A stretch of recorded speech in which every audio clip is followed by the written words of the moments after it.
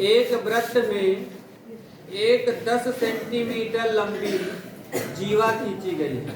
तो सबसे पहले हम क्या बनाएंगे? जीवा नहीं बनाएंगे। अब जीवा कहीं भी खींच सकते हैं, आप स्वतंत्र हैं।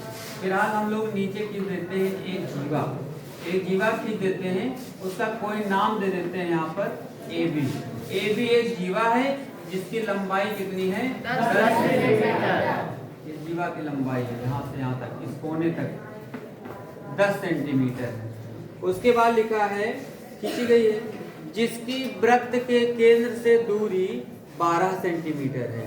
जिसकी यानी जीवा की, यहाँ पर केंद्र रहा होगा ना, और इस केंद्र से जो जीवा है उसकी दूरी है 12 सेंटीमीटर।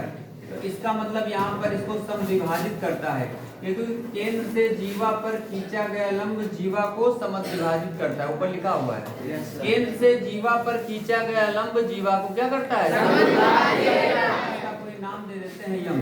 तो इसका मतलब जीवा सम दो भागों में बढ़ गई, यानी 10 है तो ये भी 5 हो जाएगा। इतनी दूरी कितनी हो जाएगी? 5। कितनी हो जाएगी? 5 सेंटीमीटर। इसको मिला देते हैं तो ये वृत्त की क्या कहलाएगी? त्रिज्या। वृत्त की क्या कहलाएगी? यही हमको निकालना है। तो यहाँ पर नोट कर लेते हैं चित्र में ओएम बराबर तुम्हारा है 12 सेंटीमीटर और एएम बराबर है 5 सेंटीमीटर। 5 कहाँ से आया? इसको कह सकते हैं यहाँ से AB बटे 2 लिखते हैं इसको, और AB का मान है 10 और 10 बटे 2 करेंगे कितना आएगा? 5। AM बराबर डायरेक्ट आप लिख सकते हैं।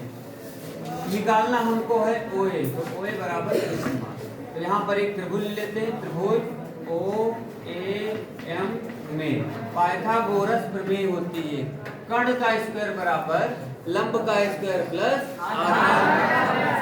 तो कर्ण यहाँ पर है OA, तो OA का स्क्वायर, लंब क्या है? OM का स्क्वायर प्लस आधार क्या है? AM, हो जाएगा AM का स्क्वायर। केवल मान रखना है, रख दीजिए। OM है 12 का स्क्वायर, AM है 5 का स्क्वायर, 12 का स्क्वायर होता है 144, 5 का स्क्वायर टोटल हो जाएगा 169। OA स्क्वायर बराबर 169, तो OA बराबर √169 कितना हो जाएगा? 13। तो वृत्त की त्रिज्या कितनी हो जाएगी? लास्ट में लिख देना, वृत्त की त्रिज्या बराबर 13 सेंटीमीटर। नोट कर लीजिए।